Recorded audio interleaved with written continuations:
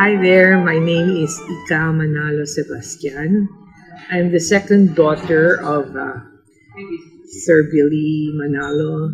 I'm speaking in behalf of my family. How would you describe Basilio Manalo as a father and a teacher? And as his children, how do you remember him? What were your memorable experiences with him? As you know, we are altogether five children, five siblings in the family of my parents, my dad and my mom. And as I introduced myself, I'm number two.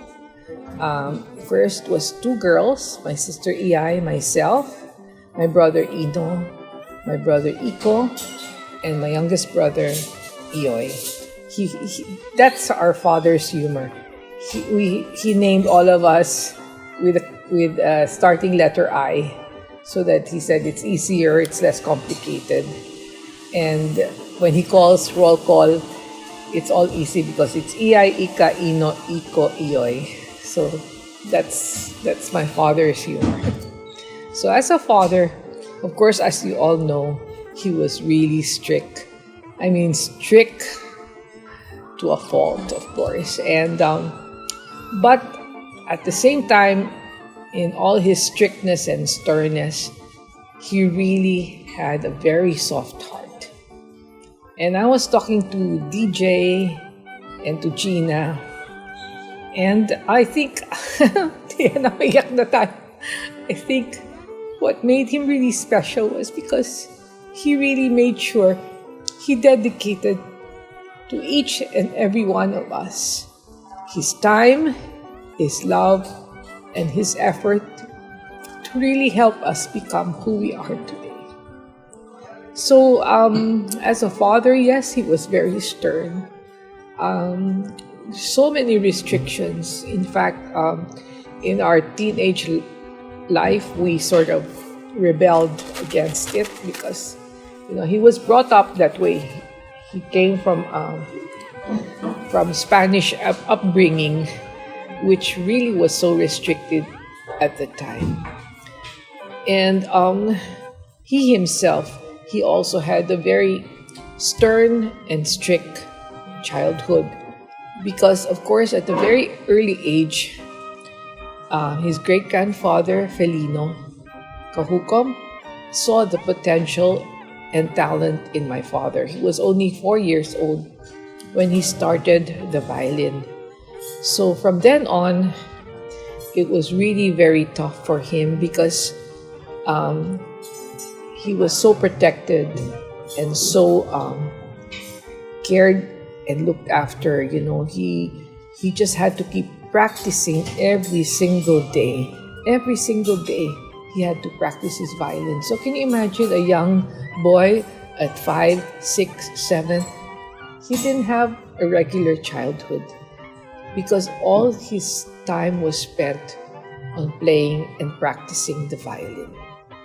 I remember my aunts, his cousins would tell us stories that, he loved basketball. He was such a regular boy. He loved basketball. He loved to play tennis. All the things that boys love to do. But he couldn't even play basketball because they were so afraid that his hands would be sprained or he would have some injury that his precious hands would no longer be able to play the violin. So I remember my titas telling me that they would sort of hover around him and he would be practicing and all his perspiration would be trickling down his forehead, and they were tasked to make him paypay. Yeah, paypay while he was practicing, and that was like, they were like his slaves, but they loved him so much because after that he'd be so naughty and he said, don't tell anyone, let's go out and let's play pico or something, and they would sort of make steal moments where he would be able to play, but after that back to practicing. And in 24 hours, you guess how many hours he had to practice? 16 hours. He told us 16 hours. I mean, that's that's your whole day. That's more than your waking hours, really. So that 12 hours to 16 hours, that was nothing to him. And that's how much he's endured. So if as Gina, Sina DJ, if dad would get mad at them for not practicing, you can imagine why. It's because he himself did the same thing. But he did ask them to practice 16 hours. Did they? Did he? No, he didn't. But on himself, he imposed that much. So growing up, me personally, I would say I was his sidekick. Only because the gap between my brother and me was 4 years, a little bit more. And he was so raring to have a son to he could call like a buddy to accompany him wherever I go. So fortunately or unfortunately, I became that little buddy of his. That's why I would always say growing up, I was a little tomboy. Because he'd take me hunting, he'd take me, my father on his off music time and concerts, he would be the most, I would say the most macho man I could ever think of. He loved to go hunting. He'd bring me to the rainforests of Negros. We'd stay there for weeks, 2 weeks, just because he wanted to go hunting, to shoot deer, to shoot doves, to whatever, a wild boar. And he even taught me how to shoot, believe it or not. In my young age, I was 5, 6, 7, 8. I knew how to handle a rifle.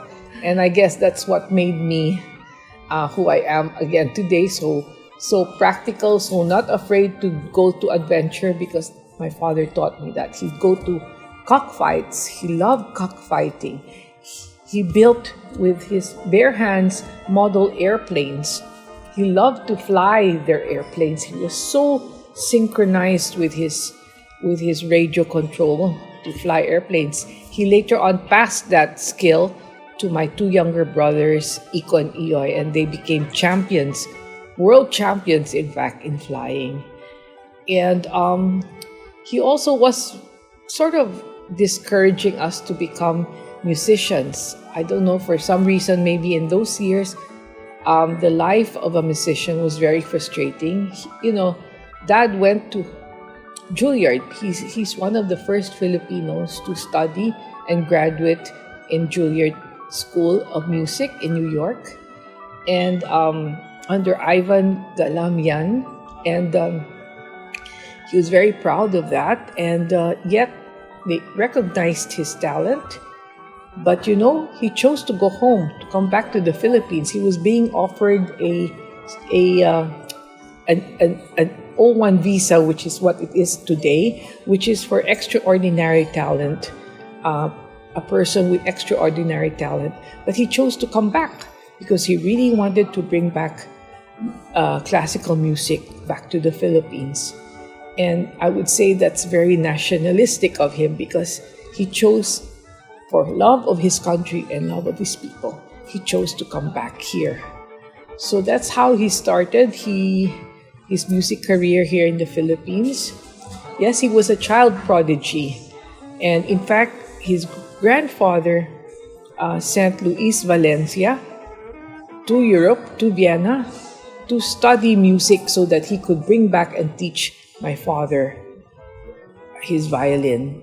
But when he went to New York, he had to unlearn and relearn the technique of his violin playing.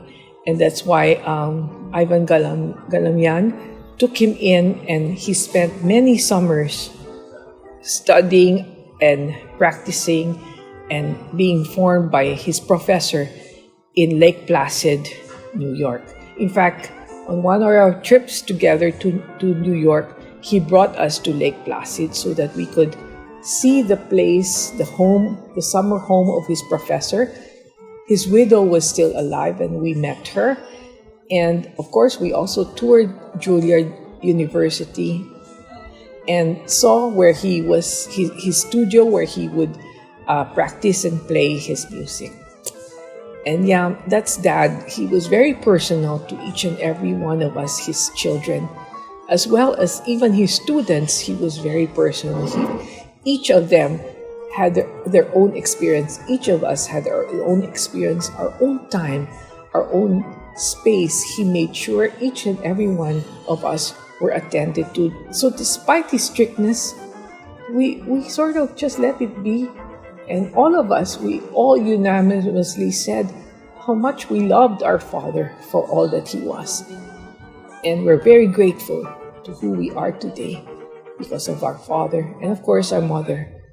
But for me, most especially my father, because he just really took the time to see through me.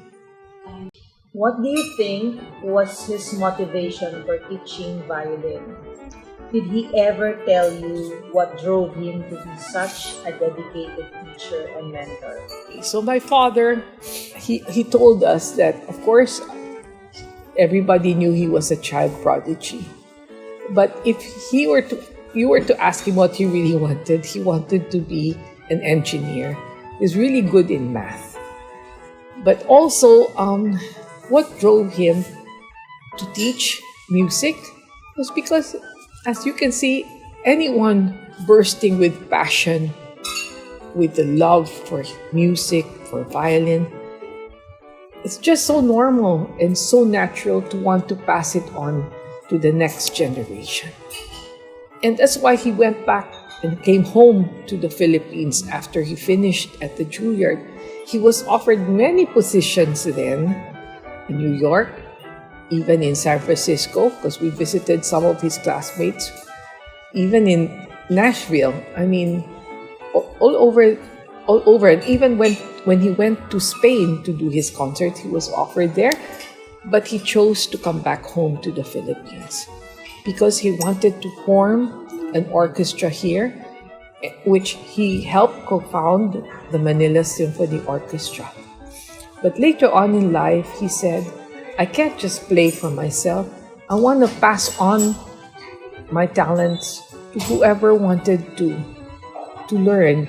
He believed in the Filipino people, but most of all, in the Filipino youth. So he started teaching. And you know what's great? A few years ago, I attended a tribute of my father at St. Scholastica auditorium, where 100 of his students paid tribute to him. And you know what? What was most heroic about him was he never charged a single cent for all the teaching he had done. And as Totti said in his interview, there was only one thing he asked in return, was for each and every one of them to practice. And he would really be very emotionally upset. And all his students knew that. When they didn't practice, you know what? He said, stop wasting your time. Stop wasting my time. Go home. Practice. And he made so many students cry. And I remember I'd come home and like DJ or Gina or whoever, they'd be rushing out with tears in their eyes. And what happened? Didn't practice. So you just have to do that. And that would make him very, very happy. Just like me, if I didn't do my homework, that's the end of me with my dad. His dream was to, that's why he put up Predis. His dream was to put up a youth orchestra and make the Philippines great through performing arts, of which his symphony orchestra would be. He would always discover great talents because the Filipino people bursting with talent. And you know, he was, and for that matter, Madame Imelda Marcos was very supportive of his passion. I think at one time, he even joked that Mrs. Marcos made or created Makiling School of Arts or Art Center because of him as a sort of gift, or how would you say, pangpaamo gift, because I think they had a big quarrel. And I remember Mrs. Marcos, when he went to the wake of my father, he said, you know, it was only your dad who could make me cry. That's really my father's claim to fame, that he made Mrs. Marcos cry. And yet,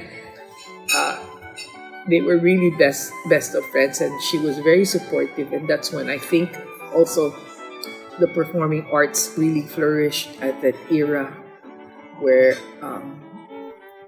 the performing arts was really given full attention and support.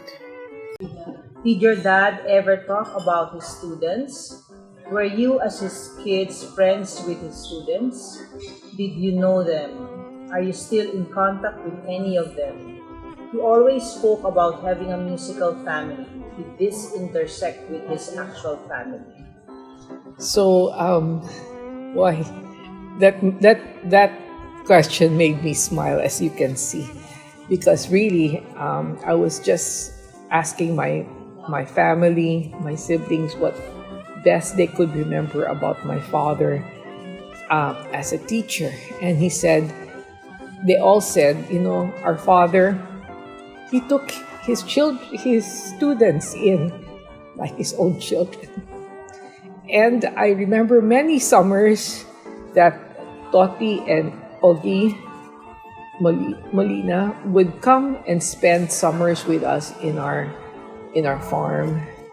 And every morning we'd be woken up 6 o'clock, 7 o'clock with the music of eng, eng, eng, eng, eng. It was really like OMG, even way ahead than the roosters croaking for the early morning sunrise. He would bring all his students. Of course, they would all come to practice in our house. And we knew them like we knew our siblings. I would say our closeness to his students, up to today, we're very close to them. We don't see each other often, but when we do, we all laugh, we cry together because we went through life together. And they are really like my brothers and sisters, I can say, and my whole family. And my mother treated them equally like children to them. So, as you can see, I would always tell them, my goodness, the time my father spent with you guys, it's almost envious, but I knew deep in my heart it's because of his great love and his passion for trying to instill the same principles, the same knowledge, the same gifts he had to give to his students the way he would give to us. Of course, we were not his students, we were his children, but his students were also his children. And that's really something I can really say that my father imparted and gave to his students. His love, his passion. And every time I see them play, even now as they're have grown up and professionally playing in the orchestras, I'd be so moved. I'm almost, in fact, very emotional, because I could almost see my father's even special facial expressions his students inherited. And even the way they handled the bowl, the way they played is like he really instilled his spirit to live in their hearts and souls. And that's, I guess, the trait of a very good teacher, that he was able to really give and impart to all his students his gift and his love and his passion for music. A really funny story was when my brother Ino was still a little boy. So talking about my father's violin, my father had a very special violin. It was a Francesco Ruggeri violin, which was made in 1798. And this was acquired in New York during the time of his studies there. So that's way back 1948, 1949. And I remember him telling me the story that to buy that instrument, his mother sold like 5 hectares of land to be able to buy him that violin. So he kept that violin so precious, so sacred to his heart. So one day, after rehearsal, he brought my brother Ino to Binondo. And I think he had to get some music scores from a store there. So he told Ino, my brother Ino, just stay in the car. I'll leave the window half open. He locked all the doors and left Ino because he was going to be gone maybe 10 minutes, or at least that was the plan. So my poor brother Ino was really scared, but he followed orders and just kept himself waiting in the car. And suddenly, he saw my father rushing back. And then he said, "Ay, thank God, my father will now take me with him." Probably couldn't stand me being left in the car. But no, he didn't come back for my brother. He came back for the violin. And poor Ino, my father took the violin and locked the door and said, wait there, I'll be back. Can you imagine? He'd rather come back for his violin than his poor son. But that was our biggest joke. And later on, my father so naively said, or jokingly said, "It's okay. I don't think anyone wants to get you, Ino, but my violin maybe yes." But yeah, that violin goes a long way. And again, another anecdote of that precious violin was he lent it to one of his prodigies, his student, Audrey Molina, who was going to audition for a Toronto, I think, concertmaster position or something. And so he said, "Go ahead." At the time, my father was stopped playing because his fingers were all arthritic and everything. So he lent the violin to Audrey to bring to Canada. And then, siguro, after a year or two, he was very pensive and we couldn't understand what was wrong with him. And only to reveal later on that he was worried about his violin or if he would ever see that violin again. And so I said, "Is that what's worrying you?" I mean, I think he almost had a stroke thinking about it. But he knows he loves Audrey. But at the same time, of course, the separation from his violin was causing him so much pain, so much anxiety, so much, separation anxiety. So I said, "Well, it's okay. I'll go ahead and get it for you." And I remember I flew to, I think, Toronto or wherever Audrey was. And Audrey came to meet me and we sat in the airport. And he was very sad to part with it because, of course, it's such a beautiful violin and who else will play it? When you play it, it really sings. I don't know if any of you have heard my father's violin being played, but it makes a beautiful sound. And so I sat there. It was like an epic movie, talking to Audrey. He told me of all the many stories and all the beautiful experiences he's had with my dad, with the violin. So each time he would hand it over to me, I'm just ready to catch it. Then he'll pull it back again and said, "So and I'm like, it took me like 3, 4, 5 hours. We sat there because I wanted to just grab the violin, but I knew, when your heart is full, I could see his heart was so full, was so emotional. He was in tears when he gave back the violin because he loved the violin. And I mean, it's to no fault, right? But I said, I'm really sorry, but my father is also suffering at home because he really misses his violin. He said, "Yeah, I know." And you could see there was no malice. It was just so much love between my dad, between Audrey, between the violin. And finally, he handed it to me. And I had a sigh of relief and said, "Okay, Audrey, don't worry. You come to Manila, you can play the violin anytime there, but I think it has to go back now to my dad." And when he finally got the violin, he fondly called it Francesco. And he really embraced that violin and he said, "Welcome home, Francesco." That was his nickname for his violin, Francesco. Okay, let's going back to Hong Kong. Okay, Sir Billy was in Hong Kong Phil, occupying a high position in what was on its way to being a world-class orchestra. Yes. What made him go back to Manila? So he was offered a position at the Hong Kong Philharmonic, of which he never really planned it, I guess. He just went to Hong Kong for his birthday. And I guess right there and then, Helen Kwok was really looking for members of the orchestra. And of course, who wouldn't want him in the orchestra, right? So, yes, he was very happy there. But you know, my father, he has his own ways and he also has his own opinions. I guess there was a little bit of difference between Helen Kwok and my father, and little disputes here and there. But he was very passionate. He was able to form a string quartet that I think up to now is still ongoing, and he made very good friends with the orchestra members there. And while he was there, he was really good friends with all the musicians, from bands to the orchestra, of course, to the symphony.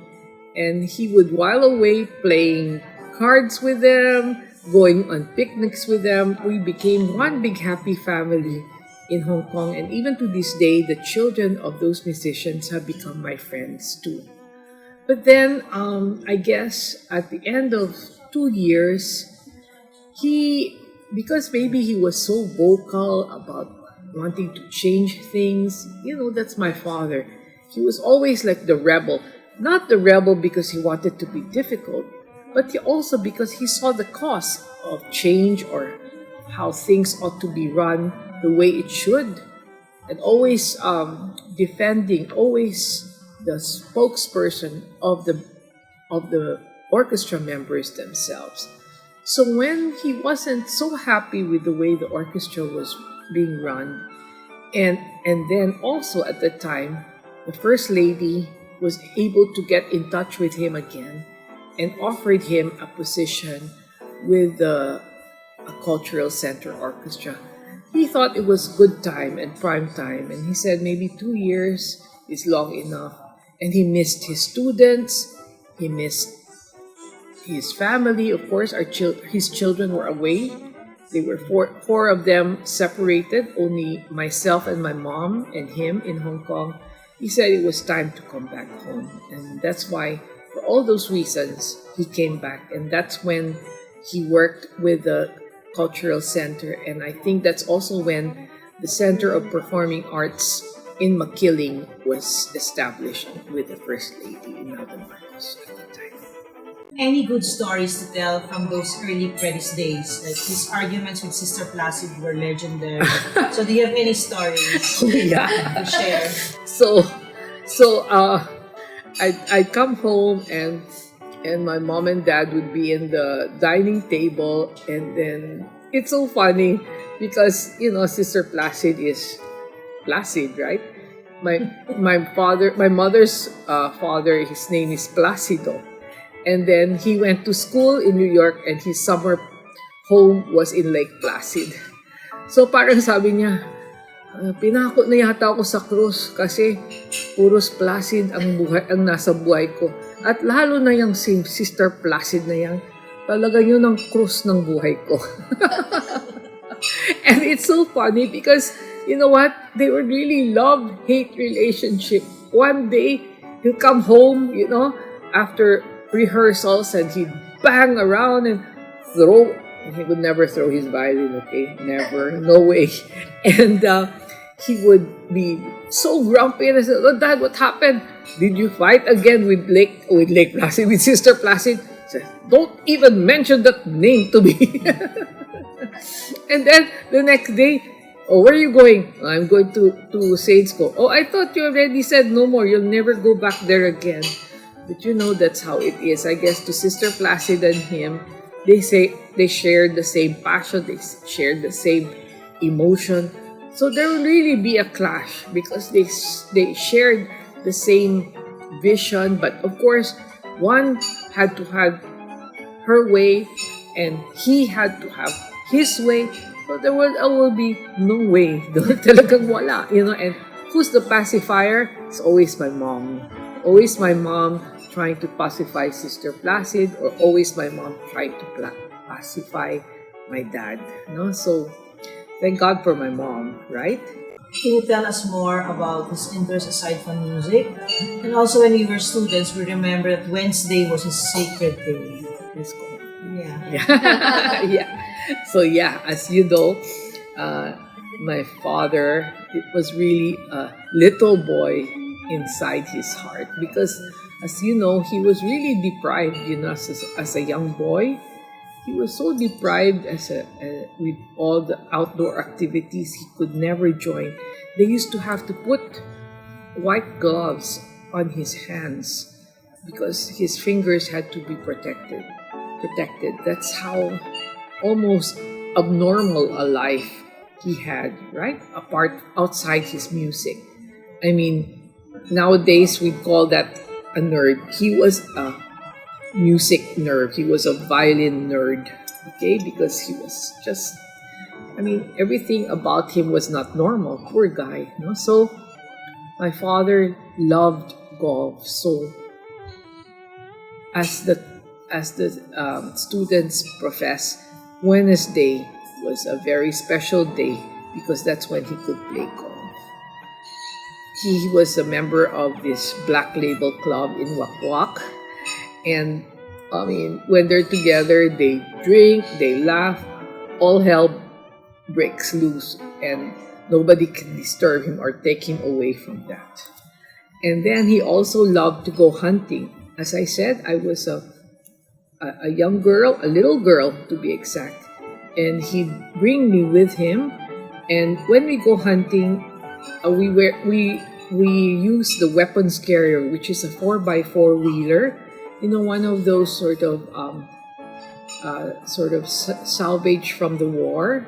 Their surplus trucks were used to carry weapons. That's what we used, and we would go to the rainforests, up in the mountains, up in the hills, and we'd stay there for an hour, a week or two, and it was really adventurous. And he would hunt, and we'd come back after 2 weeks, all dirty and scrubby. But of course, we'd take a bath in the river, by the spring water. But it was really, forest living, tough living in those 2 weeks. And to think my father was a refined, cultured violinist. He's the opposite when he's outside. He hangs out drinking. He loved to go to cockfights. So you can imagine all the canto boys there. After, when win or lose, he'll go on a drinking spree with them, rough it out. I would sometimes go with him, and I'd just sit there in the corner and watch him, tell all the stories and laugh with all the canto boys, toothless, reeking of alcohol. I mean, name it. My father he was not at all selective. He was friends to everyone, from the town mayor to the canto boy to the pulot boy to the name it. He was friends of everyone. He didn't choose, I only go with society people, or I'll only go with the musicians. And that's how he was, because he also was a member of the band. He was a band player. He was the band leader, but he was also the band player. He also loved to do plane model planes. He was very good with his hands. If there's one thing my father taught me, was to be very mechanical with my hands. I could even fix my watch when it was broken. I could easily screw and unscrew. He taught me how to use the screwdriver. His death left a vacuum that is still felt. What do you think made him great? What is it that his students can do better to ensure his legacy? Oh yeah. Unfortunately, my father didn't really take good care of himself. He was a workaholic, but also at the same time, he sort of became an alcoholic. So, I guess that's most artists are like that. They go from extreme left to extreme right, extremely happy, suddenly a low melancholy, and I guess that's what made my father who he is, but also contributed to his getting sick at a very early old age, right? So sayang, because he could have lived longer. And I'll never forget one day when Gina visited him in hospital. And he was almost, I would say, not talking anymore. He was not responsive too much because he was really sick. And Gina came to play Minyowski. This is really. And Gina played, and my father's eyes were closed, and we thought he wasn't responding, or maybe did hear. And Gina just kept playing on, and then Gina struck a note. Is that true? And my dad's eyes opened. And Gina said, "Oh, no worries, I'll come back and play again the next day." Yeah, and DJ came to visit him too, and DJ just cried and cried. But that's the sign of how much his students loved him so much, and how he loved his students in return. Because that really showed to me as his daughter what kind of student-teacher relationship they had. And to the students of today and the students of his students today, maybe it's sad that he's no longer with us. But I think from your teachers, you will see a glimpse of who my father really was. And if they are what they are to you, if they insist that you practice, if they're a little hard or stern towards you, it's not because they're being difficult. It's only because they really want you to learn and to be the best of who you are. They see if they didn't see that you had talent, they won't waste your time. They also won't waste their time on you. But because they see you and your gift and your talent, and they want to bring out the best of you in what you are. So, my father, I think, has instilled that in their hearts. He's instilled that in my heart. And even in my children. My children, fortunately, they all became artists too. And in whatever way, I give them all my love and support. And so too, your teachers. They give you their life, they give you their passion, they give you their love for music. Receive it and handle it with all the love in your heart so that you too, when you grow older and you decide you want to teach and pass on that baton to them, then you'll know what went into that baton to be able for them to have with all their pride and joy to pass that on to you as you do that.